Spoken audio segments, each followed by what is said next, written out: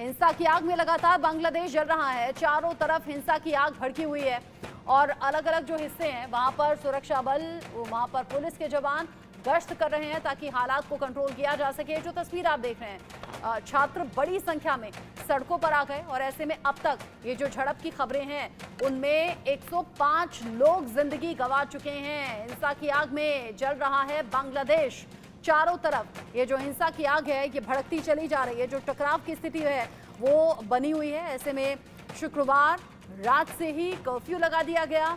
एहतियातन इंटरनेट सेवा बंद की गई क्योंकि जो हालात अभी बने हुए हैं उसमें तमाम वीडियोस सामने आ रहे हैं और ये वीडियोस आगे सर्कुलेट ना हो ताकि हालात कंट्रोल से बाहर ना हो जाएं। हालांकि ऑलरेडी हालात बेकाबू नजर आ रहे हैं। ऐसे में इंटरनेट सेवाएं, मोबाइल सेवाएं पूरी तरह से बाधित कर दी गई हैं।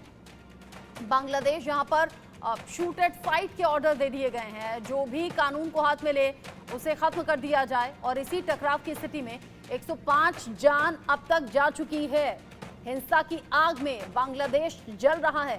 चारों तरफ हिंसा की आग भड़की हुई नजर आ रही है।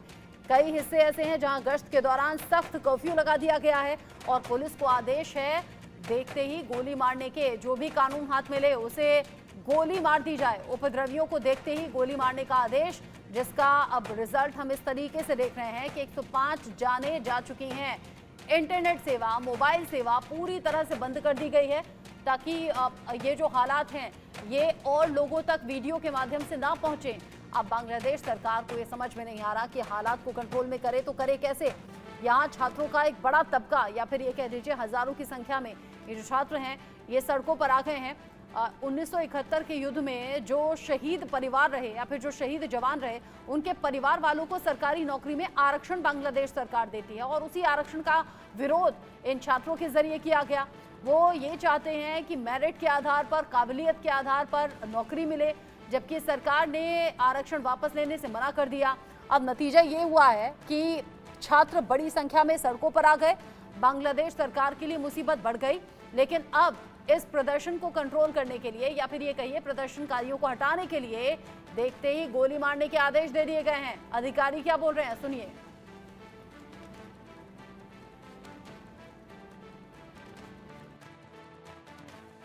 वर्तमान में बांग्लादेश में जो परिस्थितियां चल रही हैं, बांग्लादेश में पढ़ने वाले Indian students, foreign students different ICP से वापस आ रहे हैं और इसी प्रोसेस में मतलब कल से और आज तक, अभी तक लगभग 150 स्टूडेंट्स हमारे जो डिफरेंट आईसीपीज हैं वहां से वापस आ गए हैं इंडिया में।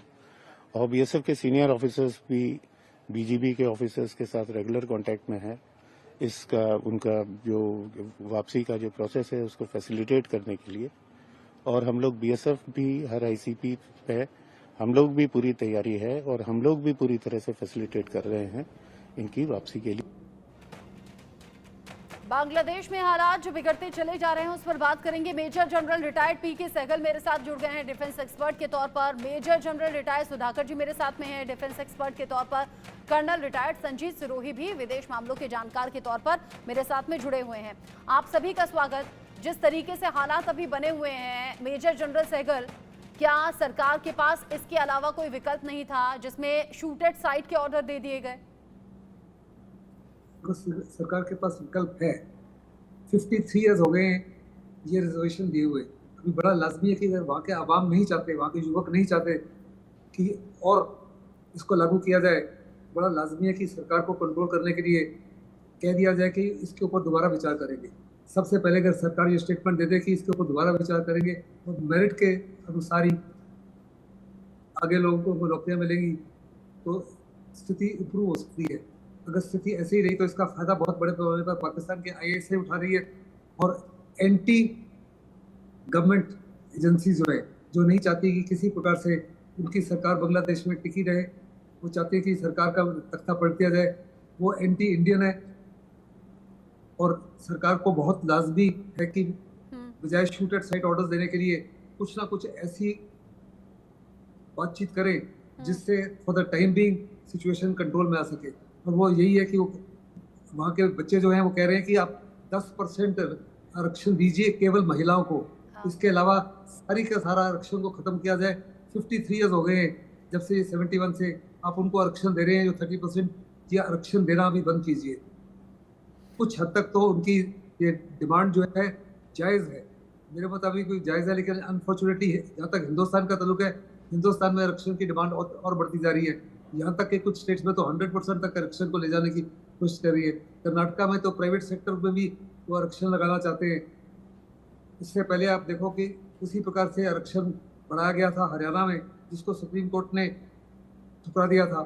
यहाँ भी अगर कर्नाटका में भी हो तो सुप्रीम कोर्ट इसको डेफिनेटली ठुकरा दिया जाएगा।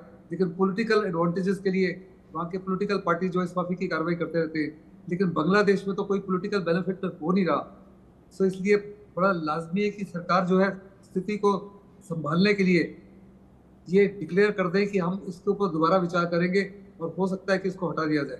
और अगर ये कार्रवाई नहीं करते तो स्थिति काबू नहीं आएगी। लेटेस्ट फिगर्स के अनुसार 115 छात्र मारे जा चुके हैं। ये काफ़ी से ज़्यादा। पीस टाइम में अगर आपसे 115 स्टूडेंट मारे जाएं, बहुत ही ज़्यादा चिंताजनक है। उनके तमाम दोस्त, उनके परिवार, उनके साथी भड़क उठे हैं। 47 डिस्ट्रिक्ट्स में आउट ऑफ 64 में इस माफी का गंदे फसाद हो रहे हैं और शूट एट साइट के ऑर्डर्स के बावजूद भी स्थिति काबू में नहीं आ रही। और इसलिए बहुत लाजमी है कि सरकार को एक्ट करना है, और जितनी जल्दी सरकार एक्ट करेगी उतना ही फायदेमंद होगा, नहीं तो स्थिति और बिगड़ती जाएगी। अब स्थिति इससे ज्यादा बिगड़ेगी क्या, जब 100 से ज्यादा छात्र जो है अपनी जिंदगी को गंवा चुके हैं। मेजर जनरल सुधाकर, जो हालात अभी बने हुए हैं, ऐसा होता है, सरकार कई योजनाएं लाती है, कई फैसले ऐसे करती है जिससे आम जनता हो सकता है कि इत्तेफाक ना रखती हो, या फिर आम जनता उस फैसले के खिलाफ हो, लेकिन अपनी बात कहने का एक तरीका होता है। अब उस तरीके को अगर सरकार नहीं पसंद कर रही है तो सरकार के पास दूसरे विकल्प भी थे इन छात्रों को समझाने की। सोचिए जरा उस देश का हाल क्या होगा जहां युवाओं पर देखते ही गोली मारने के आदेश हो जाएं। 100 से ज्यादा छात्र अब तक जिंदगी गंवा चुके हैं।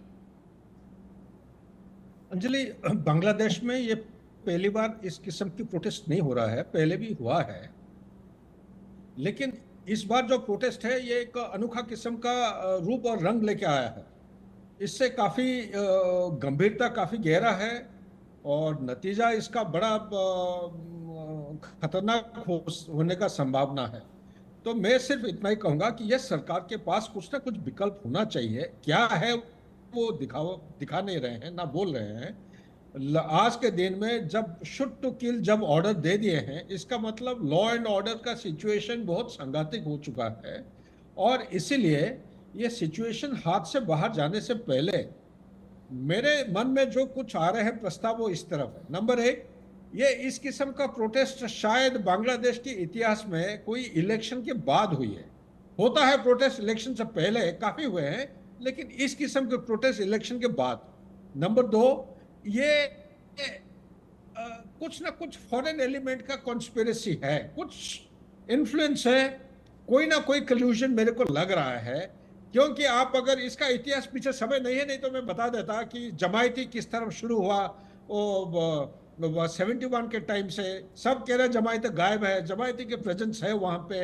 आईएसआई और चाइना का जो एंगल है ये बहुत अहम केंद्र बिंदु बन चुका है। ये साउथ एशिया में कोई भी देश में शांति नहीं चाहते हैं ताकि भारत के ऊपर प्रेशर पड़े, ताकि भारत जोर जबरदस्ती उसको चाइना का जो डिमांड है उसको फुलफिल करे। तीसरा मैं कहना चाहता हूं, चाइना के परिस्थिति आज के दिन में, इंटरनल ऑर्डर आज के दिन में ठीक नहीं है। अभी भी लोग पूछ रहे हैं उनका प्रेसिडेंट जिन जिनपिंग कहाँ है, गायब कहाँ हो गया। उसका उत्तर मेरे पास है, लेकिन मैं कुछ कहूंगा नहीं, लेट्स वेट एंड वॉच। लेकिन इंटरनल स्टेबिलिटी चाइना जहां पे एक सवाल पूछा जाता है, वो हमेशा अपना पड़ोस के ऊपर सबड्यू करने के लिए, प्रेशर बिल्ड करने के लिए ये कुछ ना कुछ रास्ता निकालते हैं। ये उनका ऐतिहासिक एक रीति रिवाज है। और भारत एक ऐसा देश है जो उनको मुंह तोड़ जवाब हर कदम कदम पे देने लायक है। और उसका जो विश्व का जो एम्बिशन है उसके रास्ते में बाधा डालने लायक एक देश वही है, वो है भारत। तो भारत के ऊपर चारों तरफ, चाहे नेपाल की बात करिए, बांग्लादेश की बात करिए, मालदीव्स की बात करिए, श्रीलंका की बात करिए, मेरे विचार के मुताबिक इसमें कोई कॉन्स्पिरेसी एंगल है, ग्लोबल एलिमेंट इसमें जुड़े हुए हैं। उसको बढ़ावा देने के लिए, उसका सरकार के ऊपर प्रेशर डालने के लिए ये सब किया जा रहा है। Back to you Arjun. जिस तरीके से जो अभी हालात बने हुए हैं, इन हालातों में बीच का रास्ता निकालने की कोशिश, और इस बीच का रास्ता निकालने में बांग्लादेश सरकार ने अब रास्ता ये निकाला कि शुक्रवार रात से कर्फ्यू जारी कर दिया गया, साथ ही साथ इंटरनेट सेवाएं बाधित कर दी गई, मोबाइल सेवा पूरी तरह से बंद है। लेकिन सिरोही सर, जो हालात अभी बने हुए हैं, उन हालातों में जो छात्र अपनी जिंदगी गंवा चुके हैं, अब उनके दोस्त, उनके साथी, सबसे ज्यादा उनके परिवार वाले, क्या अब ये और ज्यादा कहिए प्रदर्शन को उग्र करने जैसा नहीं है या फिर दंगों को भड़काने जैसा नहीं है? रचना जी, सबसे पहले तो ये समझना जरूरी है कि ये जो प्रदर्शन स्टार्ट हुआ था ये सरकार के खिलाफ नहीं था।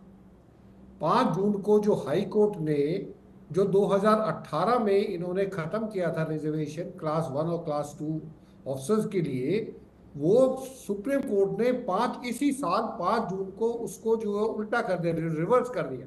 इसका मतलब सुप्रीम हाई कोर्ट ने यह कहा कि ये जो रिजर्वेशन था ये इलीगल बंद किया गया था, इसको जो है दोबारा से शुरू किया जाए। तो ये जो प्रोटेस्ट स्टार्ट हुआ था ये हाई कोर्ट के फैसले से हुआ था, ना कि गवर्नमेंट के खिलाफ हो। अभी धीरे धीरे करके, जैसे जनरल सदाजू जी ने बताया है, इसमें फॉरेन एलिमेंट का मेरे को भी शक होता है, क्योंकि अगर आपको याद हो, हसीना बेगम अभी जो है चाइना से आई थी और वहां से नाराज होके आई थी, तो चाइना को ये बात पसंद नहीं आई, तो हो सकता है कि उसमें चाइना का एंगल हो। अभी इसके बारे में कोई पुख्ता सबूत नहीं है।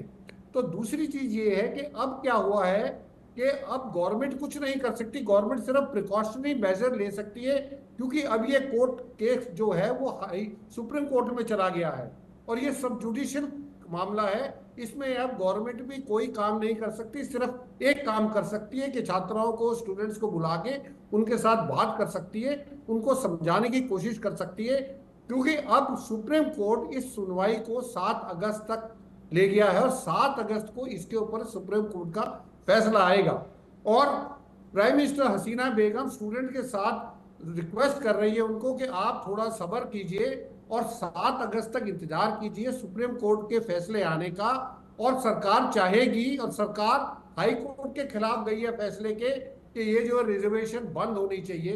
तो गवर्नमेंट और स्टूडेंट्स का एक ही वो है, पर ये इंस्टिगेशन, चाहे वो ऑपोजिशन पार्टीज जो हैं, हसीना बेगम के खिलाफ जो पार्टीज हैं वो करा रही हैं, ISI करा रही है, चाइना करा रही है, लेकिन इसमें मैं ये मानता हूं कि सरकार की गलती नहीं है, ये सिर्फ स्टूडेंट्स को भड़काया गया है। और जो एक प्रेस कॉन्फ्रेंस जो प्राइम मिनिस्टर ने ली थी, उसमें उन्होंने ये कहा था कि हम जो है, जो सेनानी, स्वतंत्र सेनानी है 1971 के, उनकी हमने 30% रखी है और हम वो रखेंगे, हम किसी रजाकार को नहीं देंगे। अब रजाकार का नाम सुनते ही स्टूडेंट जो भड़क गए, उन्होंने इसको गलत समझ लिया, उन्होंने सोचा कि सरकार हमको रजाकार समझ रही है। और रजाकार कौन थे? रजाकार वो थे जो 1971 की लड़ाई में पाकिस्तानी सेना की मदद कर रहे थे और बांग्लादेशियों के ऊपर सितम ढा रहे थे। तो ये पूरा कॉनोटेशन जो है, ये जो स्टूडेंट्स ने उसको गलत समझ लिया है, कि जिसकी वजह से ये सारी हरकतें हो रही है। और मेरा ये मानना है, अगर स्टूडेंट्स का जो भी इनके लीडर है, अगर गवर्नमेंट के साथ बात करें तो इस चीज को अच्छी तरीके से समझ सकते हैं वो, और 7 अगस्त तक सबको इंतजार करना चाहिए सुप्रीम कोर्ट के ऑर्डर का। लेकिन सबसे बड़ी बात ये है कि अगर यहाँ कोई मिसकम्युनिकेशन हुआ भी है, मिस इंटरप्रिटेशन हुआ भी है, तो उसे भी ठीक करने की कोशिश वहाँ शासन प्रशासन के जरिए होनी चाहिए थी। अगर छात्र किसी भी गलत फहमी का शिकार होकर इस योजना को, इस आरक्षण के फैसले को गलत तरीके से जान पाए या अच्छी तरीके से सूचना उन तक नहीं पहुंच पाई या समझ नहीं पाए, तो वो भी समझाने का काम शासन प्रशासन का होना चाहिए था। लेकिन साथ ही साथ पीके सहगल सर, अगर इन सब प्रदर्शन के पीछे, दंगों के पीछे किसी साजिश का हाथ है भी, जैसा कि अभी और बाकी पैनलिस्ट कह रहे हैं, किसी दूसरे देश का इन्वॉल्वमेंट हो सकता है या साजिश हो सकती है, वहां भी तो इंटेलिजेंस ब्यूरो को नजर रखनी चाहिए। अगर ये प्रदर्शन इस तरीके से उग्र हो जिसमें 100 से ज्यादा स्टूडेंट्स जान गंवा जाएं, तो क्या ये सरकार का, शासन प्रशासन का फेलियर नहीं है? इसमें किसी प्रकार का कोई शक नहीं कि बहुत बड़ा फेलियर है। एक्सटर्नल इन्वॉल्वमेंट तो अवश्य गारंटीड है। ISI इसमें इन्वॉल्व है, anti Sheikh Hasina forces involve है, एंटी इंडियन फोर्सेज इन्वॉल्व है। अभी जब शेख हसीना चाइना में गई, चाइना ने उनको प्रॉमिस किया था कि अगर आप चाइना का विजिट करते हो तो हम आपको $5 बिलियन तो गारंटी देंगे। जब वहाँ गए तो केवल उन्होंने 1 मिलियन दिया। और शेख हसीना अपनी विजिट को कट शॉर्ट करके आई, क्योंकि उनको वो चीज़ें नहीं मिली जो चाइना से उनको उम्मीद थी। चाइना का अक्सर कोशिश थी कि वो हिंदुस्तान के खिलाफ कुछ ऐसी कार्रवाई करें जिसके लिए वो राजी नहीं थी। 7 अगस्त विल बी टू लेट। आप इस माफी के दंगे फसाद को इतना एक्सटेंड नहीं कर सकते। अभी तो आपको देखो आज 21 जुलाई है, इसलिए बड़ा लाजमी है कि सरकार जो है स्टूडेंट को साफ तौर पर बोले कि हम सुप्रीम कोर्ट को साफ तौर पे कहेंगे कि इसके ऊपर दोबारा विचार किया जाए, या हम सुप्रीम कोर्ट को बोलेंगे कि इसको हटा ही दिया जाए, और जो पहले 18 में फैसला था उसी फैसले को के साथ कार्रवाई की जाए। ऐसा नहीं है कि प्रदर्शन हिंदुस्तान में नहीं होते, ऐसा नहीं है कि आम जनता हर बार सरकार के फैसलों से सहमत ही रहती है या योजनाओं का स्वागत ही करती है। प्रदर्शन का एक तरीका होता है, अपने अधिकार के लिए आवाज उठाने का एक तरीका होता है, और उसी तरीके में उसी दायरे में रहते हुए अगर काम हो तो बेहतर होता है। सरकार और जनता के बीच बेहतर तालमेल की जरूरत बांग्लादेश में बहुत ज्यादा है, और इस वक्त वो हालात आउट ऑफ कंट्रोल नजर आ रहे हैं। आप तीनों खास मेहमानों का बहुत शुक्रिया साथ में जुड़ने के लिए और अपने व्यूज दर्शकों तक पहुंचाने के लिए। आगे जो अपडेट होगा बांग्लादेश की खबर से जुड़ा हुआ दर्शकों तक पहुंचाएंगे। फिलहाल आगे बढ़ेंगे, अगली बड़ी खबर ओसामा बिन लादेन से जुड़ी हुई है। ओसामा बिन लादेन का खास आतंकी गिरफ्तार हुआ है। पाकिस्तान